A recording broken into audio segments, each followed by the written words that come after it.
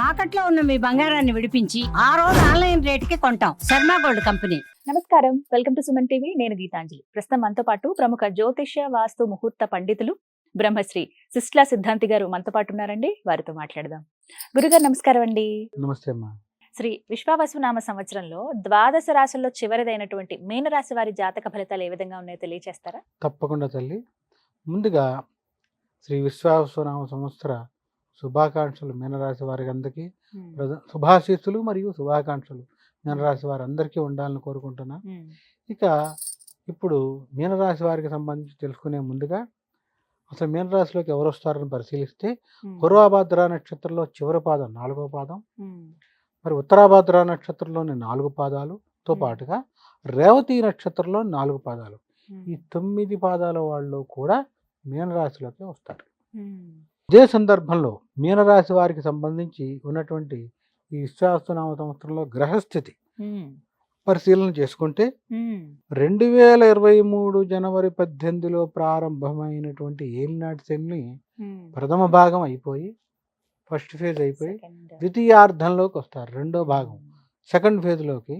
అందున జన్మరాశి ప్రవేశం శని చూస్తున్నాం. ఏలినాటి శనిలో రెండో భాగం.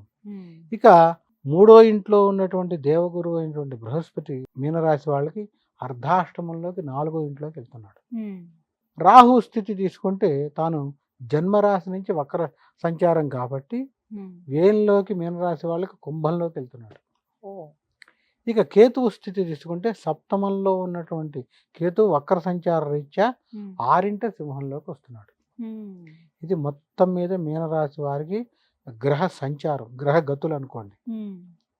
ఇక్కడ ప్రధానంగా విద్యార్థులు అవ్వచ్చు, ఉద్యోగస్తులు, విద్యార్థులు ఖచ్చితంగా నిరంతరం దక్షిణామూర్తి స్తోత్రాన్ని చదవవలసిందే. రాకపోయినా అలవాటు చేసుకునే చదవాల్సిందే. ఇంత ఖచ్చితంగా ఏ రాశికి చెప్పలా నేను. కనీసం దక్షిణామూర్తి చిత్రపటం చూడండి, నమస్కారం పెట్టుకోండి అన్న. కానీ వీళ్ళని చదవవలసిందే అంటున్నా. అంత అవసరం. లేదా చదువులో వెనకబడిపోతారు. తల్లిదండ్రుల కష్టం అంతా బూడిద పాలైపోతుంది. కష్టం అంటే ఏంటి? డబ్బులే కదా వాళ్ళు పెట్టే కష్టం. వీళ్ళు చదవవలసింది ఎందుకని చెప్తున్నానంటే, నమస్కారం కంటే కూడా చేసింది, నోటితో చేసింది విశేషం. ఎందుకనంటే గురుబలం లేకపోవటం, శని ఏలినాడు శనిలోకి వెళ్ళటం, జన్మరాశిలో శని ప్రవేశం. కనీసం దక్షిణామూర్తి స్తోత్రం రాదు అంటే ప్రార్థనా శ్లోకమైనా చదవాలి. చిన్నదే. దాంట్లో గురవే సర్వలోకానాం భిషజే భవరోగిణాం నిధయే సర్వ విద్యానాం శ్రీ గురు దక్షిణామూర్తయే నమః అంటాం. ఇది రాకపోవటం ఉండదు ఎంతవరకైనా. 1-2 సార్లు మనం చెప్పిందే ప్లే చేసుకున్నా వస్తుంది వాళ్ళకి కదమ్మా. ఇది ఖచ్చితంగా తల్లి తండ్రి శ్రద్ధ పెట్టి విద్యార్థికి అలవాటు చేసి లేదా పేపర్ మీద రాసైనా వాళ్ళ చేత అనిపించాలి. ఇది ఎంతసేపు పట్టిందమ్మా? సెకండ్లు, 5 సెకండ్లేమో గట్టిగా ఆపకుండా చదివితే 5 సెకండ్లు. గురవే సర్వలోకానాం భిషజే భవరోగిణాం నిధయే సర్వ విద్యానాం శ్రీ గురు దక్షిణామూర్తయే నమః. నమస్కారం చేసుకుని అతను విద్యార్థి చదువు ప్రారంభిస్తే చాలు. గురుబలం అనేది అతను సంపాదించుకుంటాడు. నేను ఇచ్చింది మనం సొంతంగా తెచ్చుకున్న దానికి చాలా తేడా ఉంటుందిగా. అది విద్యార్థి చేస్తే ఒక రకంగా భవిష్యత్తులో కూడా అలవాటైపోతుంది. రోజు చదువుకునే ముందర రోజు అలవాటైపోవటం ఎంత మంచి సంస్కారం అది చిన్న వయసులోనే. అందుకని విద్యార్థికి ఖచ్చితంగా గురుబలం కావాలి, అతను చదవాల్సిందే. ఇంకా చిత్రపటం ముందర నుంచి నమస్కారం పెడతా. ఎందుకంటే విద్యార్థి అంటే చదువుకునేవాడు, క్లాస్లో చదువు చెప్తే నేర్చుకుంటున్నాడుగా. ఇది ఎందుకు రాదు? వస్తుంది. చదవాల్సిందే అనే మాట ఎందుకు చెప్తానంటే అంత అవసరం గురుబలం. ఈనాటి శనిలో చదువులో పాస్ అవ్వటం కూడా ఒక్కొక్కసారి కష్టం అమ్మ. జన్మరాశిలోకి శని ప్రవేశం. చదివేవాడు చదవనని మానేస్తాడు. పుస్తకాలు లోపల పడేసి చదువుతున్నాను నేను చెప్పటే బయటికి వెళ్ళిపోయి గ్రౌండ్లోకి ఆడటం, క్రికెట్ ఆడటం, సినిమాకు పోతాడు. ఎందుకని? గురుబలం లేదు, శని బలం లేదు. బుద్ధి చెడ మార్గంలోకి వెళ్తుంది. అతని చేయడు కావాలని. ఈ సందర్భంలో అతని మార్గం చెడ మార్గంలోకి వెళ్లకుండా నియంత్రించాలని తల్లిదండ్రులే. ఎలా నియంత్రిస్తావు? రోజు కాపలాగా గాయవు కదా. దక్షిణామూర్తి స్తోత్రం చదవడం ద్వారా ఏమొస్తుంది? అతనికంటే బుద్ధి వికసిస్తుంది. ఇది చేయకూడదు, ఇది చెయ్యాలి. విచక్షణ జ్ఞానం గురువే కదా ఇచ్చేది. ఉమ్. వివేక విచక్షణ విజ్ఞానం అని చెప్పుకున్నాం ప్రారంభంలో. ఉమ్. ఈ 3 గురువే ఇస్తాడు. ఉమ్. అది సంక్రమిస్తుంది. లేదు నాన్న అమ్మకి తెలిస్తే తిడతారని అతను పక్కదారి పట్టడు. పట్టుకుంటా ఇది ఉంటారు. ఒకటే కాదు, సినిమాలే కాదు, రకరకాలు ఉంటాయి. ఉమ్. పక్కదారిలోకి వెళ్లకుండా విద్యార్థిని నియంత్రించిన వాళ్ళం అవుతాం దక్షిణామూర్తి స్తోత్రంతో. అంత శక్తి అది. ఉమ్. అందుకని ఎంతటి వాడికైనా చిన్న పిల్లలకైనా వస్తుంది. అలవాటు ఉమ్. చేయాల్సిందే రోజు. అలవాటు నీ చేయించాలి. ఖాళీగా ఉన్నప్పుడు చదువుకోనన్న మానసికంగా కూడా శక్తి అంటే ఎంత విశేషమైన బలం. ఉమ్. తదుపరి ఇది విద్యార్థులకు అవసరం. ఉమ్. లేని పక్షంలో ఉత్తీర్ణత శాతం పక్కన పెడితే అది దేవుడు ఎరుగు. పాస్ అయితేనే కష్టం. ఉమ్. అంత ప్రభావం ఉంటుంది. జన్మరాశిలో ఏలినాటిలో ఏమాత్రం వారికి దశ అంతర్దశలు పాడైతే చదువు పుస్తకాలు కూడా గిరాటేసేస్తారు. ఉమ్. అమ్మో. ఉమ్. అందుకని ఖచ్చితంగా అంత. కాపాడుకోవాలి. ఉమ్. పిల్లలే కదా భవిష్యత్తు. ఎవరికైనా పిల్లలే అవును. భవిష్యత్తు. ఉమ్. ఎంత కష్టపడినా అందరూ కూడా పిల్లల కోసమే చేస్తారు. ఉమ్. మరి అంత కష్టపడే వాళ్ళు ఈ చిన్న పని చేయలేరు. పిల్లలకి శ్లోకం అవును. నేర్పడం కష్టం కాదు. ఉమ్. ఇది చెయ్యాలి, చాలా అవసరం. ఏ రాశి గురించి ఇంతసేపు నేను చెప్పలా విద్యార్థుల విషయంలో. ఉమ్. ఇంత ఎందుకు చెప్తున్నానంటే వాళ్ళకి చాలా అవసరం. ఉమ్. తదుపరి ఇక ఉద్యోగస్తులు, ఉద్యోగస్తులు, వ్యాపారస్తులు. వ్యాపారస్తులకి ఉమ్. వచ్చేటప్పటికి ఉద్యోగంలో అభద్రతాభావం ఉంటుంది. ఉమ్. అంటే ఇన్సెక్యూర్ ఫీలింగ్. చేస్తున్న సంస్థలో రేపు ఉద్యోగం ఉంటుందా, నాది ఊడిపోతుందా. ఉమ్. ఏ రోజుకి ఆ రోజు దినదనగండం 100 ఏళ్ల ఆయుష్ లాగా ఉంటుంది. ఉమ్. ఆయుష్ 100 ఏళ్లే, కానీ గండం ఉంటే రోజు రోజు ఇబ్బందిగా. ఉంటామా పోతాం అని తెలియకపోతే ఆ టెన్షన్ ఆ ఉద్యోగం ఎక్కువైపోతుంది. చేయలేడు కదా. ఉమ్. దాని మీద శ్రద్ధ పెట్టి కూడా చేయలేడు. ఉమ్. రోజుకో మెయిల్ వచ్చి ఇక్కడ నీ ఇబ్బంది సరిగ్గా చేయలేదని ఉమ్. పైనుంచో మెయిల్స్ ఇలా వస్తే ఎంత చేస్తాడమ్మా ఉద్యోగి. ఉమ్. ఏ స్థాయిలో ఉన్న ఉద్యోగికైనా ఉమ్. మీనరాశిలో వాళ్ళకి ఈ ఒత్తిడి భయంకరంగా ఉంటుంది. ఉమ్. అంటే అభద్రతాభావం. ఇంత కష్టపడినా చేసిన ఏదో జీతం ఒక రాదు ఒక్కొక్కసారి. ఇబ్బంది. ఉమ్. ఈ నెల ఇచ్చి వచ్చే నెల ఇవ్వకపోతే ఎట్లా బతుకుతాడమ్మా. కష్టమే కదా. ₹1,00,000 అవ్వచ్చు, 25,000 అవచ్చమ్మా. ఎవరి జీతం వాళ్ళకి ఎక్కువే కదా. ఉమ్. అంతే కదా. ఆ జీతం ఒక నెల ఆగిపోతే ఎంత కష్టం. దీంతో పాటు ఉద్యోగం ఉంటుందా పోతుందా, అది చాలా కష్టం. పడుకుంటే నిద్ర పట్టదు. మీనరాశి వాళ్ళకి ఇది విచిత్రమైన స్థితి. ఉమ్. ఆకస్మికంగా కోర్టు కేసులు వచ్చి పడతాయి మీదకి. ఉమ్. వివాదాలు, కోర్టు కేసులు, న్యాయపరమైన వివాదాలు. వ్యాపారస్తులకైతే రకరకాల హింసలు ఉంటాయి. ఉమ్. తోటి వ్యాపారస్తుడి ద్వారా కేసులు పట్టము, లేదా raidings, income tax raidings, court కేసులు, ఇలాంటి విచిత్రాలను ఉంటాయి. ఇవన్నీ మమ్మల్ని భయపెట్టడానికి చెప్తున్నారా గురువు గారు అనుకుంటారు కొంతమంది. ఉమ్. భయపెట్టడానికి కాదు, వచ్చేటువంటి ఇబ్బంది చెప్తే ఉమ్. ముందుగా జాగ్రత్త పడతారు. జాగ్రత్త. జాగ్రత్త పడాలంటే ఏం చేయాలి, మళ్ళీ ఇది ఒకటి ఉంటుందిగా ఉమ్. సమస్య. ఇందాక చెప్పినట్టే శనివారం నియమం పాటించాల్సిందే. ఉమ్. శనికి ప్రీతిగా నల్ల బట్టలు వేసుకోకూడదు, వదిలేయాలి. వదిలేయాలి. అదే సందర్భంలో ప్రతి శనివారం సూర్యోదయానికి పూర్వమే నిద్రలేవాలి. ఉమ్. తైలాభ్యంగన స్నానం చేయాలి. ఉమ్. తైలాభ్యంగన స్నానం అంటే మరి ఈ ఇందాక మనం చెప్పుకున్నట్టుగా మేషరాశి కానీ ఉమ్. ఇతరత్ర ఉమ్. అష్టమ శని జరిగేటువంటి సింహరాశి వారికి కానీ, అట్లాగే ఏలినాటి శని గుర్తున్న వీళ్ళకి కానీ వచ్చేటప్పటికి ప్రధానంగా సూర్యోదయానికి పూర్వమే నిద్రలేవాలి. ఉమ్. నల్ల నువ్వుల నూనె గానుగ దగ్గర దొరికేటువంటి తలకు రాసుకోవాలి, ఉమ్. మొహానికి రాయాలి, పాదాలకు రాయాలి, ఉమ్. తలార స్నానం చేయాలి. ఉమ్. ఆడైనా మగైనా ఎవరికైనా తప్పదు. ఉమ్. చేసి దీపారాన్ని వెలిగించాలి. ఉమ్. ఎవరికి ఏలినాటి శని జరుగుతుందో వాళ్ళు వెలిగించాలి. వాళ్ళు. ఉమ్. అన్ని సిద్ధం చేసేసి భార్యను వెలిగించమనకూడదు. ఉమ్. ఎవరికి దొరుకుతుందో వాళ్ళు చేయాలి. ఉమ్. నాకు ఆకలిస్తే నేను తినాలి కదమ్మా. ఎవరికి అంతేగా? దొరకముందో వాళ్ళే చేయాలిగా. ఉమ్. ఇక్కడ కూడా అంతే. అలా చేసినప్పుడు ఫలితం దక్కుతుంది. ఒత్తిడిని తట్టుకుంటారు. ఉమ్. ఒత్తిడి ఉంటుంది, తట్టుకునే శక్తి కూడా కావాలిగా. అవును. రూపాయి రాకపోయినా పర్వాలేదమ్మా, ఆదాయం తగ్గిన ఉమ్. అప్పటికే వాడు ఆగితే చాలుగా. అవును. వీడు మనసు కొంత ప్రశాంతత దొరుకుతుంది. ఇబ్బంది తగ్గుతుంది. సరే బాబు ఒక 6 నెలలు ఆగుతాను వెళ్ళిపోయాడంటే గట్టిగా దేవుడికి దండం పెట్టుకుంటారు. ఎవరైనా అంతే కదా. అవును. ఉమ్. పోన్లే ఆగారు 6 నెలలు, ఉమ్. భగవంతుడు అనుగ్రహించాడు అనుకో. అదే అనుగ్రహం. ఉమ్. భగవంతుడు దిగిరాడు. నువ్వు చేసే మంచి పనుల ద్వారా దైవం మానుష రూపేణ. ఉమ్. అంటే నువ్వు చేస్తున్న మంచి పని ద్వారా ఈ అవతల వ్యక్తిలో భగవంతుడు ప్రేరేపణ, బుద్ధి ప్రేరేపితం. ఉమ్. పోన్లే బాబు మరీ ఇబ్బంది పడుతున్నాడు, ఇప్పుడు మరి ఒత్తిడి చేయటం ఎందుకు, ఉద్యోగం కూడా పోయింది కదా, ఎట్లా కడతాడు, సర్లే 6 నెలల తర్వాత వస్తాను వెళ్ళిపోతాడు. ఉమ్. అదే భగవత్ శక్తి. ఉమ్. ఇలా చేయటం ద్వారా గురువుకి సంబంధించి దక్షిణామూర్తి స్తోత్రం కానీ, ఉమ్. పెద్దవాళ్ళు అయితే ఖచ్చితంగా గురు చరిత్ర పారాయణ కానీ చదవగలిగితే, ఉమ్. లేని పక్షంలో ఇదేది చేయలేరు, నోరు తిరగదు, చదువుకోలేదు అనుకోండి, ఉమ్. ఈజియెస్ట్ రెమెడీ గురువారం నాడు గురువుకు ప్రీతిగా ఏదైనా శనగపిండితో చేసిన మధుర పదార్థం నైవేద్యం పెట్టి ఉమ్. దగ్గరలో ఏదైనా ఆలయంలో దాన్ని తీసుకెళ్ళి మీ చేతులతోనే పంచండి. ప్రసాదంగా పంచాలి. గురువారం నాడు చదువుకునే వాళ్ళకి, ఉమ్. విద్యార్థులు అవ్వచ్చు, ఎవరికైనా చదువుకునే వాళ్ళకి ఉమ్. గ్రంథం, పుస్తకం, పెన్ను ఇవ్వండి. ఉమ్. తెల్ల కాగితాలు, రోళ్ళ కాగితాలు, పుస్తకాలు దొరుకుతాయి 100 పేజీలు. ఉమ్. చదువుకునే వాళ్ళకి పెన్ను ఇవ్వండి, మీ చేతులతో ఇవ్వండి. ఉమ్. మళ్ళీ అక్కడ దర్పం పనికిరాదు. వెళ్ళి నౌకరుని వెళ్ళి ఇచ్చిరా అంటే నీకేం వస్తుంది? రాదు. ఉమ్. ఆడంబరం పనికిరాదు భగవంతుడి దగ్గర. ఉమ్. ఇదే కనపడుతుంది మనకి ద్రౌపది వస్త్రాభరణంలో. ఉమ్. ఆడంబరం పనికిరాదు. ఉమ్. మరి ఇక్కడ అదే వస్తుంది. ఎక్కడ అంటే మరి ప్రధానంగా సత్యభావం పరాభవంలో ఉమ్. ఆడంబరాన్ని చూడగలగడగా భగవంతుడు ఉమ్. తాను ప్రత్యక్షంగా ద్రౌపది మా అమ్మవారు అంటే మహాలక్ష్మి అమ్మవారు ఆవిడ అంశ. ఉమ్. బాధపడుతూ కూడా మొదటిసారి అన్నయ్య అంటుంది ఉమ్. చీర లాగుతుంటే. ఉమ్. ధూర్తులు అయినటువంటి వీళ్ళు దుర్మార్గులు ఉమ్. కరోశంలో ఉన్నటువంటి దుశ్శాసనుడు లాగుతుంటే, వస్త్రం లాగుతుంటే అన్నయ్య అని పిలిస్తే రాడు ఆయన. ఉమ్. బంధుత్వానికి లొంగడు. భగవంతుడు కదా ఆయన. ఉమ్. ఎంత బంధువు అయినా ఎందుకు లొంగుతాడు? ఉమ్. ఏమాత్రం. రెండోసారి మరింత వాళ్ళు మళ్ళీ లాగుతుంటే, గట్టిగా పట్టుకుని లాగుతుంటే ఒక చేత్తో చీరను పట్టుకుని రెండో చేత్తో అన్న కృష్ణ రమ్మన్న రాడు, ఇని వదిలేస్తాడు. ఉమ్. మూడోసారి వచ్చేటప్పటికి పిలుస్తుంది, ఉమ్. ఆర్తిగా పిలుస్తుంది. ఉమ్. పరమాత్మ, పరంధామ, పాహిమాం, రక్షమాన్ చీర వదిలేసి దండం పెడుతుంది రెండు చేతులు కళ్ళు మూసుకొని. ఉత్తర అప్పుడు- క్షణంలో ఉంటాడు ఆయన. ఉమ్. దేనికి లొంగాడు? భక్తికి లొంగాడు ఉమ్. కదా. అంటే భక్తే ప్రధానం ఇక్కడ, ఆడంబరం కాదు. ఉమ్. సత్యభామ అంతటి సత్యభామ కూడా మరి అంశలో, లక్ష్మీ అంశలో ఒక అంశ ఆవిడ. ఉమ్. ఎంత గర్వం అమ్మా!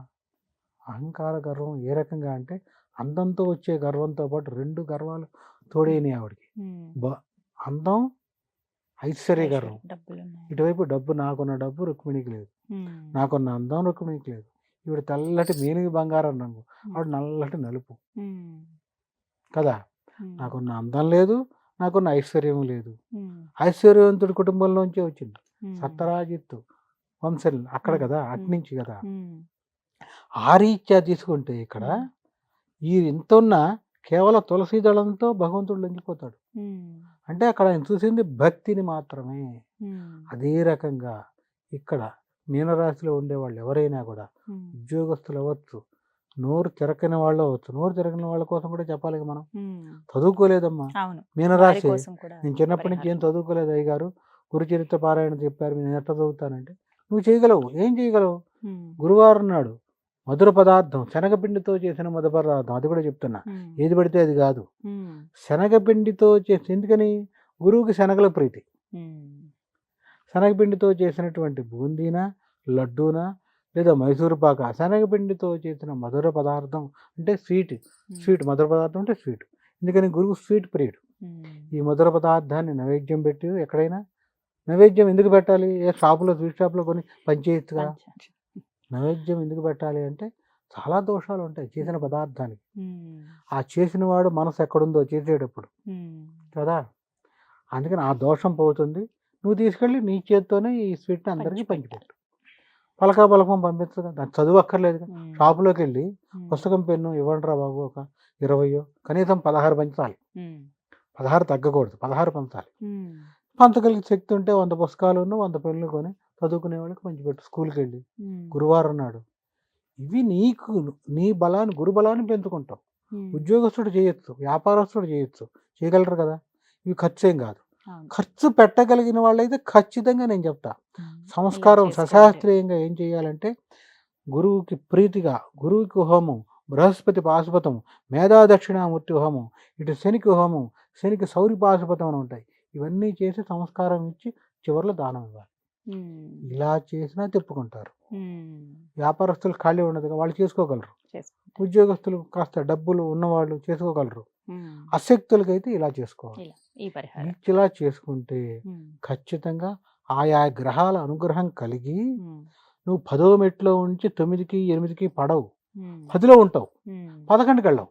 ఉమ్. ఇంత చేస్తే మళ్ళీ వీళ్ళు అనుకుంటారు ఐశ్వర్యం కలిసి వస్తుంది, ఆ వ్యాపారంలో లక్షలు వస్తాయా? అభివృద్ధి అయిపోతుంది. అవి రావు. మళ్ళీ అందుకే చెప్తున్నా, దోషం ఉంది కాబట్టి దోషం మీ మీదకి రాకుండా ఆపుతాం. ఉమ్. ఎందుకని? యోగం లేదు ఇప్పుడేమి.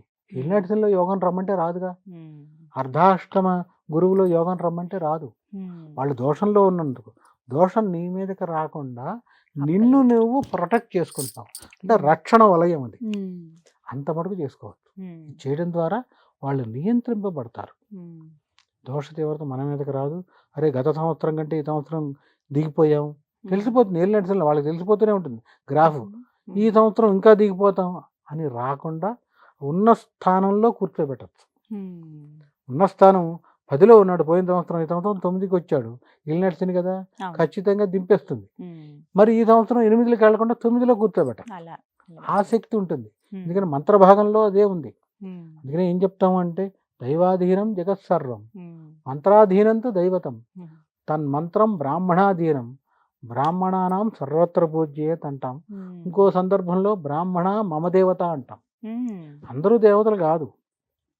ఎవరు బ్రాహ్మణుడు అందరూ దేవతలు కాదు. ఎవరిని చెప్పారు? మంత్రం సుస్పష్టంగా చెప్పేవాళ్ళు, ఆచారం పాటించేవాళ్ళు. ఇన్ని ఇక్కడ చెప్పి బయటికి వెళ్ళి పిచ్చి పనులు చేస్తే వాడు కాదుగా. అందుకని ఎవరిని చెప్పారంటే దైవాధీనం జగత్సర్వం, జగత్తంతా ప్రపంచం అంతా భగవంతుడి ఆధీనంలోనే ఉంది. కానీ భగవంతుడు ఎవరి ఆధీనంలో ఉన్నాడు? మంత్రాధీనంతో దైవతం. మంత్రం ద్వారానే భగవంతుడు అక్కడికి వస్తాడు. తన్ మంత్రం బ్రాహ్మణాధీనం. చదువుకున్న బ్రాహ్మణుడు అందరూ కాదు, ఎవడు పడితే వాడు కాదు. మళ్ళీ ఇక్కడ అంతా వాడు ఎవరు? శుచిగా శుభ్రంగా నిష్టగా ఉండేవాడు. వాడు భగవత్ స్వరూపుడు. అందుకనే బ్రాహ్మణ వై మమ దేవత, నాకు దేవుడితో సమానం. అనుకో భాగంలో బ్రాహ్మణం సర్వత్ర పూజ్యం. అలాంటి బ్రాహ్మణుడు పూజనీయుడు. ఎందుకని? నీ చేత అన్ని మంచి పనులు చేయిస్తాడు. చేయిస్తూ భగవంతుడిని నీకు దగ్గర చేస్తాడు, భగవంతుడిని చూపిస్తాడు కదా. అంటే గురువుతో సమానం కదా. అందుకని ఇక్కడ అలా చేస్తే శాస్త్రీయంగా సంస్కారం చేసుకునే అధికారం పర్వాలేదు. ఐశ్వర్యపరంగా ఆర్థికంగా శక్తి ఉండనప్పుడు మనం చేయిస్తాం, చేసుకోవచ్చు. లేని పక్షంలో అశక్తులు అయితే ఇందాక నేను చెప్పినట్టు గురువుకి శనికి శనివార నియమంతో పాటు శనికి తైలాభ్యంగ స్నానంతో పాటు ఇవన్నీ చేస్తే ఖచ్చితంగా చెప్పుకుంటారు. అంటే వచ్చేటువంటి ఉపద్రవాన్ని నివారించుకుంటారు వీళ్ళు. నివారించుకొని ఏమి ఇబ్బంది లేదు. కానీ కాకపోతే ఏంటంటే ఇక్కడ ప్రధాన గ్రహాల్లో రాహు ఏళ్ళలో, కేతు వచ్చేటప్పుడు మీనరాశి వారికి 6 కొంత కేతువు పర్వాలేదు. మిగిలిన 3 గ్రహాల బలం పోయింది గోచారాలు. అందుకని భయంకరమైన ఒత్తిడి ఉంటుంది.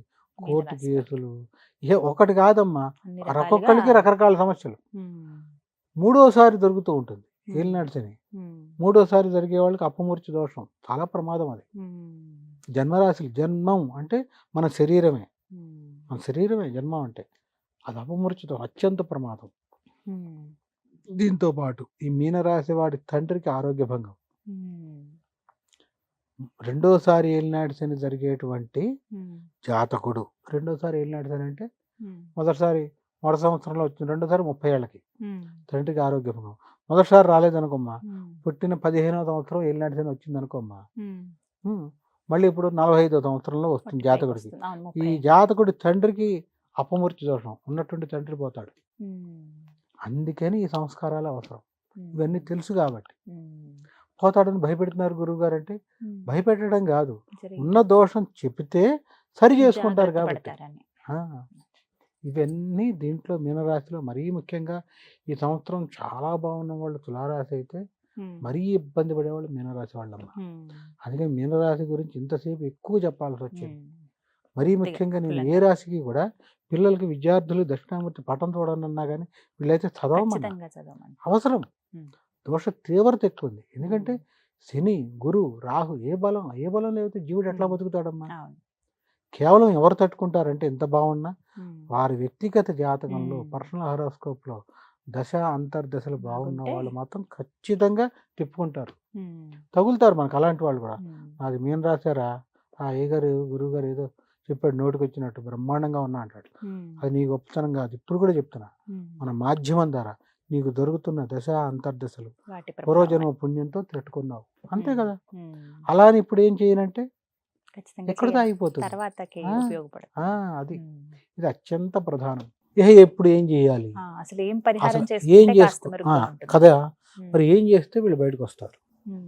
నేను చెప్పేటువంటి పరిహారం అంటే మీకు ప్రస్తుతం శని మహర్దశ కానీ అంతర్దశ కానీ శనిది జరుగుతూ ఉంటే ఖచ్చితంగా నేను చెప్పేటువంటి నియమం పాటిస్తూ ఉంటే గనక ఆర్థికంగా శక్తి ఉన్న వాళ్ళు హోమాలు చేయించుకుంటారు.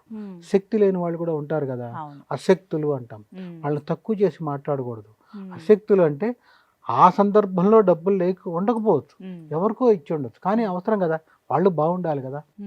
అందుకని వారందరూ కూడా ఇది ఖచ్చితంగా ఈ నియమం పాటిస్తే దాదాపు కష్టం జరుగుతున్న కష్టం తెలియకుండా బయటపడిపోతారు. కష్టం ఉంటుంది కానీ తట్టుకునే శక్తి ఉంటుందిగా, ఆ శక్తి ఇస్తాడు భగవంతుడు. శరీరంలో నొప్పిని తట్టుకుని మనం వెళ్ళాలిగా, ఆఫీస్కి వెళ్ళాలన్నా. అట్లాగే గ్రహబలం తక్కువైనా బాధలు పెడుతున్నా దాన్ని తట్టుకుని ముందుకు వెళ్ళాలి. అందుకని ఈ చిన్న పరిహారం చేస్తే సరిపోతుంది. దాదాపుగా నేను చెప్పినటువంటి అన్ని ఈ 5 రాసులతో పాటు శని దశ కానీ అంతర్దశలో ఏదైనా గ్రహం యొక్క దశలో అంతర్దశ శని జరుగుతున్న వాళ్ళు ప్రతి శనివారం నాడు మరీ ముఖ్యంగా సూర్యోదయానికి పూర్వమే నిద్ర లేవాలి. లేచి నల్ల నువ్వుల నూనె తీసుకుని, ఆ నల్ల నువ్వుల నూనె ఈ దిక్కుమాల షాపులు కాకుండా గానుగుల దగ్గర మంచి దొరుకుతుంది, నల్ల నూనె కల్తీ లేనిది. అది తెచ్చుకొని కేజీనో ఎంతో తెచ్చుకొని 2 భాగాలు చేసుకోండి, 2 డబ్బాల్లో పోయండి. ఆ కేజీ తెచ్చుకున్నారు, కేజీ తెచ్చుకున్నారు. ఒకటేమో తలకు రాసుకోవడానికి వాడండి, దాన్ని దీంట్లో కలపకూడదు. పూజా మందిరం దగ్గర 2 డబ్బాలు ఎందుకు చేయమంటున్నానంటే, ఒక డబ్బా పూజా మందిరం దగ్గర పెట్టుకోండి, ఒక డబ్బా మీరు నూనె రాసుకునే దగ్గర పెట్టండి. ఇది అది మారకుండా ఉంటుంది. ప్రతి శనివారం మీరు రాత్రి 1 గంట వరకు డ్యూటీ అండి, నాకు 3 వరకు డ్యూటీ అండి, నేను శనివారం లేవలేనని ఇక్కడ మటుకు చెప్పకండి. ఇక్కడ ఒక్క కేసులో అది పనికిరాదు. మిగిలిన అన్ని రోజులు మీరు రోజు 5ంటికి వచ్చారా, 2ంటికి వచ్చారా డ్యూటీ నుంచి వచ్చి మధ్యాహ్నం 12కి లేచినా పర్వాలా, ఒక్క శనివారం మటుకు మీ కష్టం పోవాలి కదా. పోవాలంటే మీరే చేసుకోవాలి. ఇది సులభమైన తరుణోపాయం. ఏం చేయాలంటే 5ంటికి సూర్యోదయానికి పూర్వమే నిద్ర లేవాలి. దంతధావనం చేసి ఖచ్చితంగా మీరు తెచ్చుకున్న 2 డబ్బాల్లో ఒకటి పూజా మందిరం దగ్గర పెడతారు కదా, 2వ డబ్బా ఉంటుంది. ఆ డబ్బాలో నల్ల నువ్వుల నూనె తీసుకుని తలకి రాసుకొని, మొహానికి రాసుకొని, పాదాలకి, కాళ్ళకి, వెనకాల మడవలకి ఖచ్చితంగా రాయాలి. పాదానికి రాసిన వెనకాల రాయాలి. రాచి తలారా స్నానం చేయాలి శనివారం నాడు. చేసేసి ఎవరికి ఏలినాడు శని జరుగుతుందో వాళ్ళు చేయాలి ఈ పని. స్నానం చేసి రాగానే చక్కగా బొట్టు పెట్టుకుని, తైలాభ్యంగ స్నానం అంటాం కదా. తిల అంటే నువ్వులు, తైలం అంటే నూనె, నల్ల నువ్వుల నూనెతో ఈ తైలాభ్యంగ స్నానం అయిపోతుంది. అవ్వగానే తల తుడుచుకోగానే చక్కటి వస్త్రం కట్టుకుని ఉతికింది దీపారాధన దగ్గరికి వెళ్ళి, ఈ దీపారాధనకి వాడేటువంటి నూనె రోజు నూనె కాకుండా శనివారం నాడు ఇంకో డబ్బాలో ఉంది కదా, ఆ నల్ల నువ్వుల నూనె రాగి ప్రమిది ఒకటి దొరుకుతుంది. రాగి ప్రమిది కానీ కుంది కానీ చిన్న చిన్నవి పూజా స్టోర్లో దొరుకుతాయి. అవి 2, 3 ఇంట్లో కొనికి పెట్టుకోండి. ఒకటి తోమటానికి వేసినా ఒకటి ఉంటుంది కదా. శనివారం నాడు దాంట్లో 3 ఒత్తులు వేయండి. 3 ఒత్తులు ఇలా వేయండి, అంతేగాని 3 కలిపి ఒక ఒత్తి చేయకండి. ఇంత చేస్తే అంటే 3 జ్యోతులుగా వెలగాలి. మన ఇల్లు తూర్పు, ఉత్తరం దిక్క, దక్షిణం దిక్క పని లేదు. మీరు దీపారాధన కూర్చునేప్పుడు మీరు తూర్పుగా కూర్చోండి. ఈ జ్యోతులు కూడా తూర్పుగా వెలగాలి. ఈ 3 జ్యోతులను ఏం చేయాలి అంటే, 3 జ్యోతులుగా ఉంటాయి కదా, ఒత్తులు దాంట్లో వేసి నల్ల నువ్వుల నూనె వేయాలి. వేసి వెలిగించి దీపారాధన చేసి గంగ సింధూరం దొరుకుతుంది. ఈ సింధూరం బొట్టు పెట్టండి దానికి, దీపారాధన కుందికి పెట్టి అక్షంతలు పుష్పాలు వేసి నమస్కారం చేసి ఆంజనేయ స్వామికి నోటికి వచ్చిన ఏదైనా స్తోత్రం చదవండి. ఏది రాకపోతే ఓం నమో ఆంజనేయాయ నమః అని నమస్కారం పెట్టుకోండి. చదువులేని వాళ్ళు అయితే ఆంజనేయ స్వామి వారికి త్రికరణ శుద్ధిగా నమస్కారం పెట్టుకోండి. ఆయన ఎల్లినడిసిన జరుగుతుంది, ఇదే భారం అని, నన్ను రక్షించు. ప్రార్థన ఇంకెవరిని ప్రార్థిస్తాం, భగవంతుడే కదా, నన్ను రక్షించు, కష్టాలను గట్టెక్కించు అని ప్రార్థన చేసి నోటికి వచ్చిన వాళ్ళు స్వామికి సంబంధించిన శ్లోకం చదవండి. ఇది చేసి మీరు నిత్యం చేసే ఉద్యోగానికి వెళ్తారు. నైట్ డ్యూటీ చేసి వచ్చిన వాళ్ళు అయితే మళ్ళీ పడుకోండి. పడుకోవద్దు అనట్లేదుగా. ఆ సూర్యోదయానికి పూర్వమే నిద్ర లేచి ఇది మొత్తం చేసి దీపారాధన మీరే చేయాలి. ప్రతిరోజు మీ భార్య చేస్తున్నా ఏళ్ళు నడిచింది మీకు దొరుకుతుంది కదా, మీరే చేయాలి. ఒకవేళ భార్యకి దొరుకుతుంటే భార్య చేయాల్సిందే, చెయ్యాలి. ఎంత లేట్ అయినా కూడా చేయాలి. ఇది చేస్తూ శనివారం నాడు సెలవైనా కూడా, ఉద్యోగస్తుల్లో దాదాపుగా ఎక్కువ మంది శనివారం సెలవు, బయటికి వెళ్ళి ఆ పార్టీకి వెళ్ళి ఈ పార్టీకి వెళ్ళి, ఇవన్నీ పిచ్చి మాటలు. ఎంత ఉన్నా కూడా ఎవరో మిమ్మల్ని రక్షించడు, భగవంతుడే కదా రక్షించేది. అందుకని శనివారం నాడు నియమబద్ధమైన జీవితం. అంటే పగలు భోజనం చేయండి, రాత్రిళ్ళు పలహారం మాత్రమే తినండి. అంటే భోజనం కాదు, ఇడ్లీనో దోశ మీకు నచ్చింది తినండి, ఉప్మానో. సాధ్యమైనంత వరకు పలహారం చేస్తూ వివాహితులు బ్రహ్మచర్యం కూడా పాటించాలి. ఇలా చేస్తే శని అనుగ్రహం సంపూర్ణంగా లభిస్తుంది. ఇందులో ఎక్కడ డబ్బు ఖర్చు లేదు. నేను చెప్పిన దాంట్లో డబ్బు ఖర్చు ఉన్నవి చెప్తారు అయ్యగారులు అంటూ ఉంటారు కొంతమంది. ఇది డబ్బు ఖర్చు లేదు, కానీ ప్రతి శనివారం చేయాల్సిందే. ఏలినాటి శని పూర్తయ్యే వరకు, అర్ధాష్టమ శని పూర్తయ్యే వరకు, అష్టమ శని పూర్తయ్యే వరకు, శని దశ కానీ అంతర్దశ కానీ పూర్తయ్యే వరకు. శని దశ పూర్తవుతుంది ఒక పటాన 19 ఏళ్ళు, అంతర్దశ అయితే వచ్చేటప్పటికి సుమారుగా 2 ఏళ్ళు 3 ఏళ్ళు అట్లా ఉంటుంది. ఇది పూర్తయ్యే వరకు ఇలా చేయాలి. ఇలా చేస్తూ ఇంకో నియమం ఏంటంటే ఎట్టి పరిస్థితుల్లో నల్ల బట్టలు వేసుకోకుండా వదిలేయాలి పూర్తిగా. అది 3,000 రూపాయలదా 4,500 నీకు ఎంత ఇష్టమైనా, ఆడవాళ్ళు అయితే నల్ల చీరైనా అదలు వారేయాలి, పనికిరాదు. ఎంత కాస్ట్లీదైనా వదిలేస్తే ఖచ్చితంగా మీరు తిప్పుకోకపోతే నన్ను అడగండి, 100% తిప్పుకుంటారు. చాలా బాగుంటుంది, వాళ్ళకి ఆరోగ్యం కుదుట, అనారోగ్య సమస్య ఉన్న వాళ్ళకి తిప్పుకుంటారు, శని పీడ తగ్గుతుంది. అప్పుడు మీ మీద మీకు నమ్మకం కలుగుతుంది, ఓహో భగవంతుడి శక్తి వెనకాల ఉంది నన్ను నడిపిస్తుంది. అదే సందర్భంలో సెలవు ఉండి మీకు అవకాశం ఉంటే దగ్గరలో ఉన్న నవగ్రహాల్లో శనికి తగ్గ నల్ల నువ్వుల నూనె గానుగ దగ్గర ఉందిగా, పూజా మందిరం దగ్గర చిన్న ప్లాస్టిక్ పేపర్ గ్లాస్లో 2-3 స్పూన్లైనా చాలమ్మా, ఎక్కువ తీసుకెళ్ళక్కర్లా. ఒక పేపర్ గ్లాసులో కొంచెం పోసుకొని 2-3 గ్లాసులు తీసుకెళ్ళి శనికి పోసేసి నమస్కారం పెట్టేసి మళ్ళీ అక్కడే ఆ గ్లాసు పారేయాలి, పనికిరాదు, వెనక్కి తెచ్చుకోకూడదు. అందుకనే 2-3 స్పూన్లే అని చెప్పాను. అక్కడ మళ్ళీ ఆ దేవాలయంలో ఉంటుంది కాబట్టి ఆ దేవాలయంలో కాళ్ళు కడుక్కొని మరలా దేవాలయంలో ఉన్న విగ్రహానికి జ్యోతికి నమస్కారం పెట్టుకోవాలి, విగ్రహానికి నమస్కారం పెట్టుకుని ఇంటికి రావాలి. ఇలా చేస్తూ ఉంటే ఎలాంటి శని బాధలున్నా పీడలున్నా మొత్తం పోతాయి. అసలు పీడ ఎందుకు, ఇందాక మొదట్లో చెప్పినట్టు మొహానికి నువ్వు రాసుకోవడం ద్వారా కళావిహీనం అయిపోకుండా ఉంటుంది మొహం. శని పీడ మొహంలో ఫస్ట్ ప్రవేశిస్తుంది, ముందు పాదాలు, అక్కడి నుంచి శిరస్సుకు వస్తుంది, అందుకనే శిరస్సు నుంచి పాదాలకి. అందుకనే శని ఏలినాడు శని జరిగే వాళ్ళు నిరంతరం నడకలోనే ఉంటారు, లేదా వాళ్ళు ఎప్పుడు ప్రయాణంలోనే ఉంటారు, సుఖంగా ఉండరు. అందుకనే ఎంత ఏలినాడు శని జరిగే వాళ్ళు నడవటం ఇష్టం శనికి, ఆయన నడుస్తాడు. అందుకనే కష్టపడే వాళ్ళు ఎక్కువ ఇష్టం ఆయనకి. దీనికి అందుకనే రాజకీయం గురించి ఇక్కడ మాట్లాడడం కానీ, రాజకీయంలో పైకి వచ్చేవాళ్ళు నడిచే వాళ్ళని ఎక్కువ అనుగ్రహిస్తాడు ఆయన. అంటే ప్రతిదీ స్వార్జితం. ఇక్కడ ఇంకొక మాట చెప్పాలి, శని అనుగ్రహం ఎట్లా కలుగుతుంది అంటే ధర్మబద్ధంగా సంపాదించిన ప్రతి రూపాయి శని దశ జరుగుతుండగా ప్రతి రూపాయి ధర్మబద్ధంగానే వస్తుంది ఎవరికైనా. ఇది అన్యాక్రాంతంగా రాదు. ఆ వచ్చిన ప్రతి రూపాయి తాను తింటాడు, తన కొడుకు తింటాడు, తన మనవడు వరకు వెళ్తుంది. 3వ తరానికి ఆస్తి వెళ్ళింది అంటే శని ద్వారా వచ్చిన ఆస్తి. ఈ తరంలో ఉండి ఇతనితో పాటే పోయిందంటే మిగిలిన గ్రహాల వల్ల. శని ద్వారా వచ్చేటువంటిది అంత బలమైంది. అందుకని ఇలా చేస్తే ఎలాంటి శని దోషాలు ఉన్నా పోతాయి, శని పీడ ఉన్నా పోతుంది. ఏది ఏమైనా కూడా నేను ఎవరిని శపించడం కాదు, వాస్తవం చెప్పాలి కదా మన మాధ్యమం ద్వారా. మీనరాశిలో ఉన్న వాళ్ళందరూ బాగుండాలి, మీ యొక్క కులదైవం యొక్క అనుగ్రహ ఆశీస్సులు నిండా మీకు ఉండాలని కోరుకుంటూ అందరూ బాగుండాలని, అవకాశం ఉన్నవాళ్ళు ప్రతి వ్యక్తి కూడా చేయవలసిన అశక్తులైతే డబ్బు ఖర్చు లేని ఉపాయాలు చెప్పాను, అవైనా చేసుకొని మీ అందరూ కూడా సుఖ సంతోషాలతో ఉండాలని అందరికీ కూడా మరొక్కసారి శ్రీ విశ్వావసునామ సంవత్సర ఉగాది శుభాకాంక్షలు మరియు శుభాశీస్సులు. శుభం. చాలా సంతోషం గురుగారు, చాలా చక్కగా ఓపికగా విపులంగా అన్ని వివరించారండి. ధన్యవాదాలు. నమస్కారం అమ్మా.